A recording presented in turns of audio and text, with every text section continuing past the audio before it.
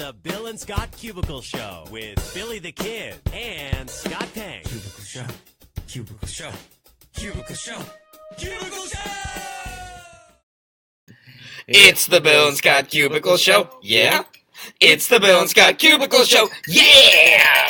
What's crack-a-lackin'? Throwing back to Thursday's episode of the Old School Sayings. I'm Scott. And I'm Bill. And this is the Bill and Scott Cubicle Show. FB number 123, a.k.a. the ABC episode, Ooh. Which could also mean Albany Broadcasting Company, which is what houses Jams 96.3. And it's Cubicle, where we do the show. It's a show in a cubicle. And the Cubicle Show. If we moved it to a studio, like has been suggested on a couple occasions, it wouldn't be a cubicle show, it would be a studio show. And we already do those. Yeah. So, no need for another one. Yeah, that's why we need a cubicle. We'll be loud out here. Okay, so we got a lot to get into. We're going to talk about the Black Panther movie. Did it live up to its expectations? Expectations, yeah. Thank you. You got it. Did it hit the number that was predicted to hit number-wise? Did it hit $160 million this weekend? And is the hype real? Which we'll get Bill's opinion on it. Did I actually go out and see it? Did I break my your pact, your oath? My oath? Your Marvel abstinence promise? I'll tell you all that in a minute. We also got our Meme Monday segment. We're going to talk about this Justin Bieber thing in a second, but first we're going to dive right in with Fergie Ferg Face. You think she appreciates being called Ferg Face? Probably not. Fergie Ferg Face. It's a cute little name. You know how if people give their significant others pet names? Oh, well, I'm giving Fergie Ferg Face. I'm giving her a pet name. Fergie Ferg Face. It sounds gross. It sounds like she's got mold growing on her face. Like Ferg Face. I don't know. She did pee her pants on stage one time. That's true. So maybe that's what caused the mold, because it was... Never mind. Okay, that was out of convenience. Yes. It was out of convenience. She was just too lazy to go... anyways, let's not talk about like news that's 6 years old? Yeah.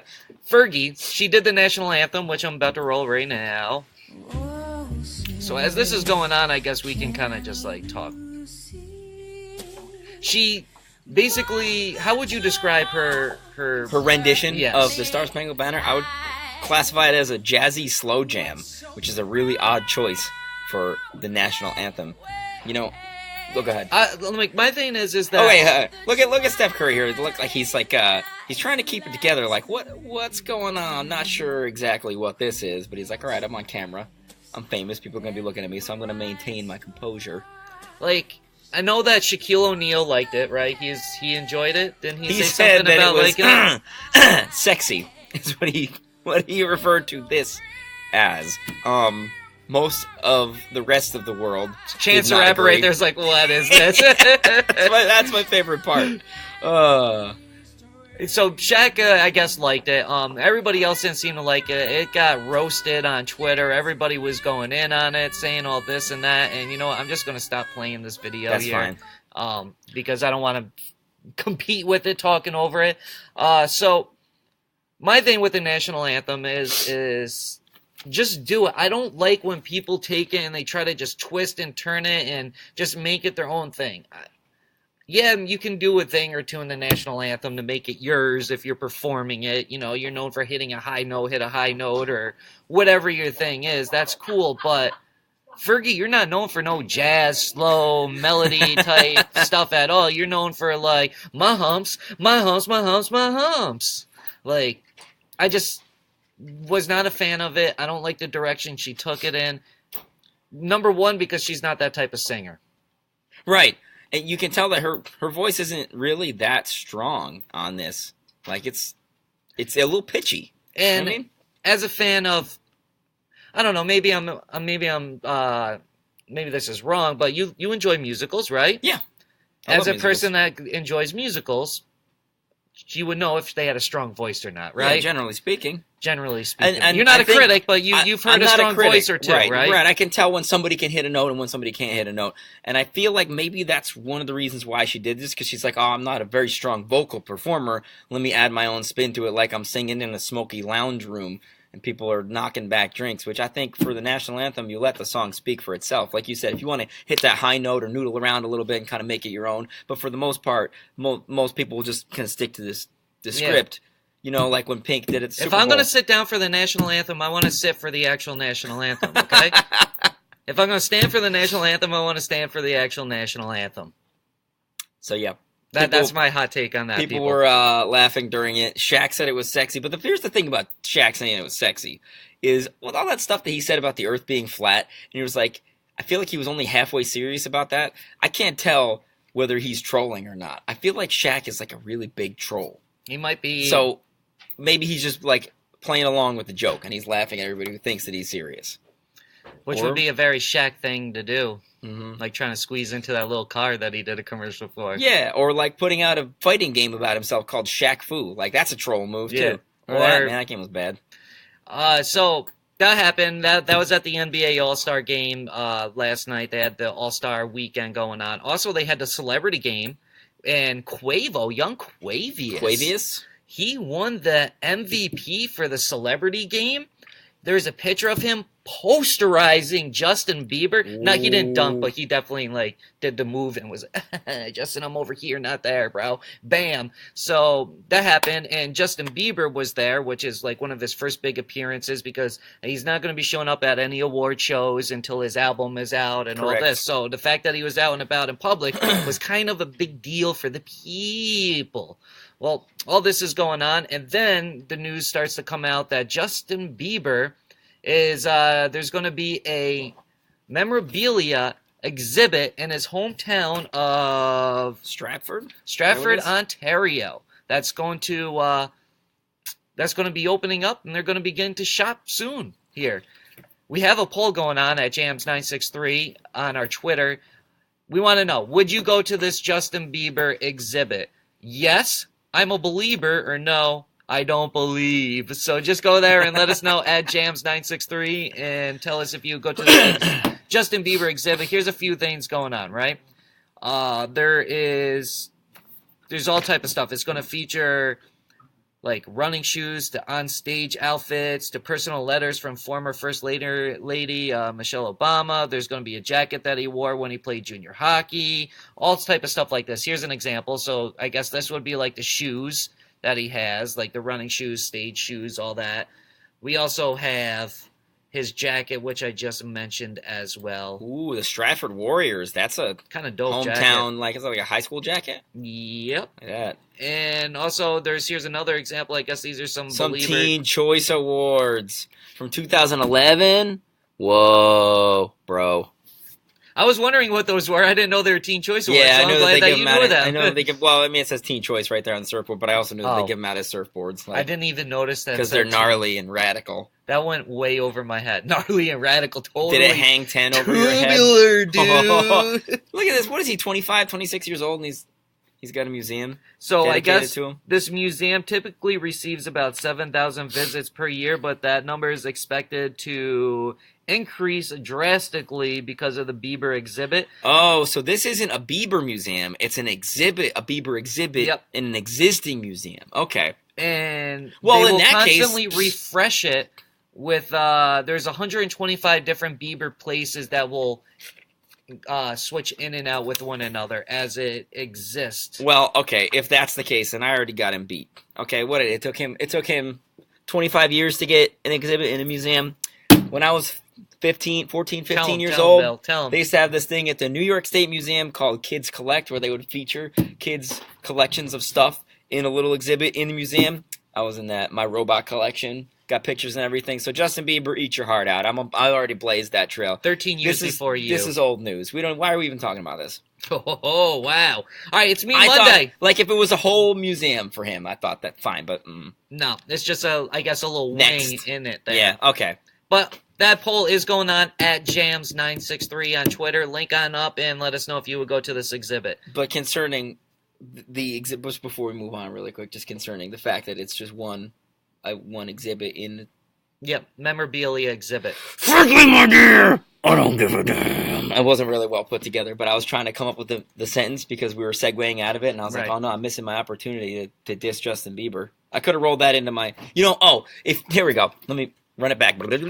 If you haven't been in the New York State Museum, then frankly, my dear, I don't give a damn. There we go. That's it. Wow, glorious moment right Got there it. for the people. Nailed it. There was stuck the landing. Okay. We're going to get into Black Panther in 1 second, but first we're going to do this Meme Monday little segment thing, and then we'll get to the Black Panther talk here. So Bill's a meme of the day. So again, it's not really a meme. It's more just a tweet that I was like Right. crying laughing at. But on we just Saturday call night. it meme because it's coming from the internet. Something Right. somebody tweeted, a picture, just something that made you laugh. So break it down for him. All right, it Bill. says at a street ball, onlooker 1, F him up, onlooker 2, knock his teeth in, onlooker 3, kill him, me, give him the old razzle dazzle. When the fight stops, everyone turns and looks at me, a bus screeches to a halt, 2 blocks away, a bird flies into a window, and then me, razzle dazzle him. And I just like, when I thought I was thinking that, like, everything stops, and you go, razzle dazzle him. And I just lost it. I laughed very hard at that tweet. So go follow that guy. It's funny. And then my meme comes from the Jams page here. Ooh, that's a hot, right. spicy source of memes. I'm going to have to get this a little bit bigger here so you can see the glorious. Look at what she's doing. Uh-oh. This woman is on a subway. She's on the train with a Sledgehammer. Dude says, girl, what he do? So I reposted it, what do you think he did? So, Bill, what do you think that this young lad did to get this lovely young lady to buy a sledgehammer to go to his house? I think that he did the kind of thing that you usually get smacked around in an elevator for. He cheated. Ooh. That's a topical Jay-Z Right. reference. I've actually was just I was listening to Drunken Love because I posted this tweet 4 years ago about how I was making fun of Beyonce, how Beyonce said surfboard before everybody else on the internet was, because that became a thing. And that reminded me of Drunken Love, so I was listening to that, and that reminded me of Jay-Z, so that's why we talk about Jay-Z when we talk about cheating and sledgehammers. If you could feel my heart right now, it would feel just like a sledgehammer. That's Fifth Harmony. I actually really like that song. Did No, if you Christina take my Aguilera pulse, put sorry. out that song about smashing windows and everything? No, that was Carrie Underwood. So do you think she's listening to Carrie Underwood as she's going? Yep, here? She's got headphones in. dug my nails into... Wait. So it was Carrie Underwood, though. That's the theme song that she's rolling to her boyfriend's house. Yeah, right. Yep. She's about. But plot twists, they're redoing the sidewalk outside their house, and they need to chop up the old sidewalk, so that's why she got the sledgehammer. Oh, is that really it? Do we get the real story on that? I don't know, but that would be awesome if that was actually the real story. All right, let's get into Black Panther here. And for a second, we're like, damn, when we were talking earlier, we're 13 minutes in, and we've only covered like 3 things, and now we got the Black Panther talk. This is why I wanted to put it first. But no, executive producer over here is like, no, we got to save it for the end of the show. So now we got to run through this all real fast. This could take like 15 minutes itself, but at least we covered a couple topics. That's true. why I put it at right. the end. Because then otherwise you'd have to rush through through everything. Here. So strap yourself in. We got some Black Panther facts before we get into the hot takes. Okay. And believe me, these takes are spicy. They're scorching? These takes are as close to nuclear hot as you're likely to get this month, maybe this entire year. If I flew toward the sun, would my wings melt? Your wings, the sun would burn, these takes would burn your wings before the sun did. Wow. Okay, let's get into it. That's how hot. So tell me here, Bill. How did the movie do? All right, so it was expected to have the biggest February opening of all time domestically. The previous record was $152 million. Deadpool made that over this same 4-day weekend. So they count Monday, President's Day, as part of the weekend. Deadpool made $152 million in 2016. So it was expected to break that with about $165 million. Well, between Friday and now, Black Panther made $192 million. And it's projected to make up to $30 million more today. So somewhere in the ballpark of like $218 to $222 million is what it's expected to pull in for the same amount of time that Deadpool made, 152. So that means it's not only the biggest February opening of all time, it's the biggest pre-summer opening of all time, the biggest... Oh, go ahead, walk on through. Welcome to the Cubicle Show. Hey, okay, Linda. goodbye. There's Linda Love over there. Everybody say hi to Linda. She Hi, made Linda. herself scarce. But anyways, But she's here. she's on there Anyway. now. If you want to listen to her, tune on Jams 96.3. She's on right now. So it's also the biggest opening for a superhero movie that only has one superhero in it. The previous record was held by Iron Man 3. That made $174 million. And, in fact, it is now the 5th biggest box office opening of all time. Wow. The only movies above it are, number 1 is Star Wars, The Force Awakens, Star Wars The Last Jedi, Jurassic World, and the first Avengers movie, then Black Panther. Those are the 5, like, biggest opening weekends. So not only that, but the soundtrack, the album, is the #1 album in the country. So there's massive, humongous amount of hype surrounding Black Panther, and for good reason, because it is the first movie to star a black superhero, or to feature a black superhero with a primarily black cast with a black writer-director. This is all like very big accomplishment, historic moment. So the question is then, does it live up to the hype? Nope. Man. Why does it not live up to its hype, Bill? Okay. Wow. Are you that guy that gave it a 1 rating? I would give it a 1. I didn't give it a 1. Are you the person that gave it the bad rating? I'm going to get into that for a second. Black Panther, 5 out of 10. All right, here's why. Wow. I would say You sound like me. It's one of the weakest Marvel movies. Maybe not the weakest, but it's down there. It was boring as all heck fire. The movie's 2 hours and 15 minutes long. It's too long. The pacing is so slow. I'm sorry to say this, but T'Challa is not an interesting character at all. The dude has no personality. He's a stoic, stone-faced. He has like one emotion, and it is this. Yep. On the other hand, now, I will say that Michael B. Jordan steals the show. He's fascinating. He's a great villain, great character. Killmonger is his name, Eric Killmonger or something like that. Michael B. Jordan is like the real star of the movie. But the problem is that whenever he's not on screen, it's basically wasted time. I fell asleep twice. All right, if I'm falling asleep in a superhero movie when I've gotten a proper amount of sleep the night before and it's not at a weird time, then we got problems. Right. The guy who gave it its first infamous negative review that ruined the perfect 100% on Rotten Tomatoes, one of his major complaints was that Black Panther doesn't beat up enough bad guys. And he's right. There's not enough Black Panther in Black Panther. There's a ton of talking, expository dialogue. There's a lot of nothing. The movie could have been far shorter and it would have been much more interesting. Not a whole lot happens. In a similar vein, it reminded me a lot. Again, this is another movie that got really good reviews. Doctor Strange, super boring. It's it was very much. So you've seen Doctor Strange. It's very much like Doctor Strange. The only Marvel movie I can think of that is even close to being as boring, as uninteresting was Iron Man 2. Iron Man 2 was another one that I fell asleep during. That was a snooze fest. And Black Panther was just, it was very similar. And you won't hear anybody else saying this because of all the hypes running. And again, like that's well deserved. But it just, I really wanted it to be an actually interesting, entertaining, good movie, and it was not. All right, well, with all that being said, I still haven't seen the movie yet. I will not go see the movie till after its opening weekend. We want to get your review. I will give you my review next week when I see it, but I don't care if I want to see Black Panther a lot. Black Panther is a movie that I am looking forward to see. Regardless of what Bill says, or regardless of what anybody says, I don't listen to critics or their reviews or anything like that. I go and I make my own opinion off of it. Therefore, I will have my own opinion after I see it next week, but I will never, ever, ever go support a Marvel movie opening weekend. I do not care at all. Number one, Captain America should have been dead. Should have been shot a long freaking time ago. So until they could clean that up, then that might get me to go see Marvel movies opening weekend. And number two, I'm just not all about all the hype that Marvel movies have. When I think about it and I see all the movies and I've watched all the movies that have come out recently except Black Panther, I think to myself, what has Marvel actually put out that's been really good recently? In all honesty, what have they put out that's good? The last really, truly awesome Marvel movie was Guardians of the Galaxy 2 last May. Okay, let me go through here. So, when I look here, going back, right? So, we just had... Where am I at in the time-wise? I want to go to Phase 3, because we're in Phase 3 of it right now. So before Black Panther... Work our way back, yeah. We had Thor Ragnarok.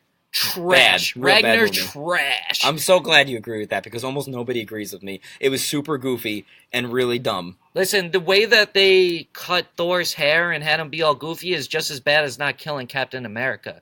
It's horrible. Like... Stan Lee must be going freaking senile or something right now. He must forget what he wrote for these characters. Spider-Man Homecoming. Oh, that was fine. It was not... I expected more. It was garbage. I wouldn't call it garbage, but I liked it. I didn't love it. And I'm horrible. It was another movie that was way too long, super boring. I agree, it was long. And the end battle was just crap. There wasn't enough Spider-Man Spider-Man-ing. That's fair. Guardians of the Galaxy 2 was good. Way better than I expected. I liked it better than the first one, personally. Doctor Strange. Boring. Possibly one of the worst superhero movies of all time. Bottom tier. I don't even remember it because I slept through it. Captain America Civil War, you know how I feel about I loved Captain America Civil War. I thought that's top 5 for me.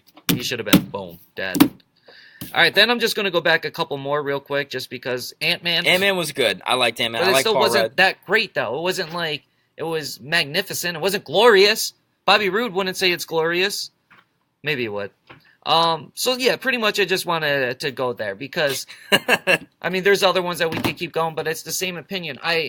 Marvel isn't as good as what people is. Everybody's like, oh, Marvel's put out some really, really great superhero movies, and because of that, they just say every Marvel movie is good no matter what. That's true. And the hype train is off the rails. And it's insane, and it's absolutely ridiculous. All right? I love DC. My favorite superheroes come from DC, but that doesn't make me feel this way I do about Marvel. It's just the overhype of it just makes me want to stand on the other side. Anyways, like most Marvel movies are way too long.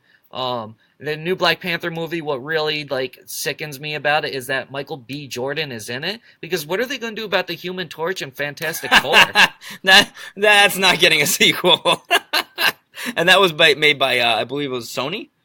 I'm pretty sure that was owned by Sony anyway. So they're not. They only made that movie to. Oh no, wait, that was 20th Century Fox, which is now owned by Disney, which is Marvel. Yep. So they'll be adding their own Fantastic Four. So there's just another crappy superhero movie that I can now bunch into Marvel because it's under the umbrella now. When you look at it that way, Captain America was the Human Torch in the original Fantastic Four. Remember, look at all these guys, these double dipping Marvel actors. Jeez.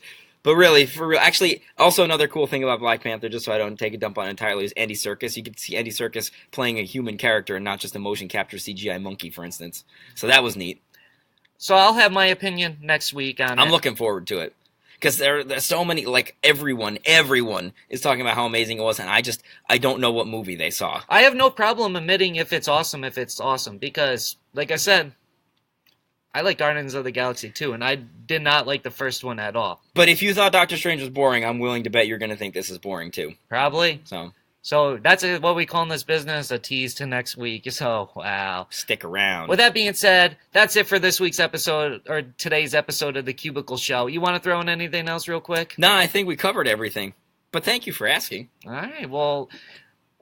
Dang, this was a deluxe one. Jams 96.3 Facebook page. You can catch the Bill and Scott Cubicle Show Monday through Thursday at 10:30 Eastern Time. Because that's the only time zone that matters. One. Cubicle Show. Cubicle Show.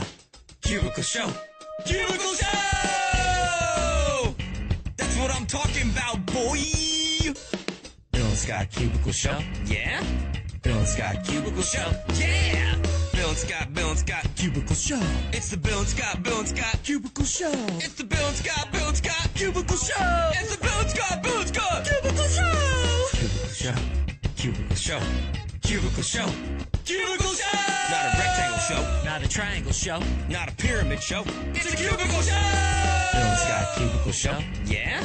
Bill and Scott Cubicle Show. Yeah. Cubicle Show. We just got one. Boy.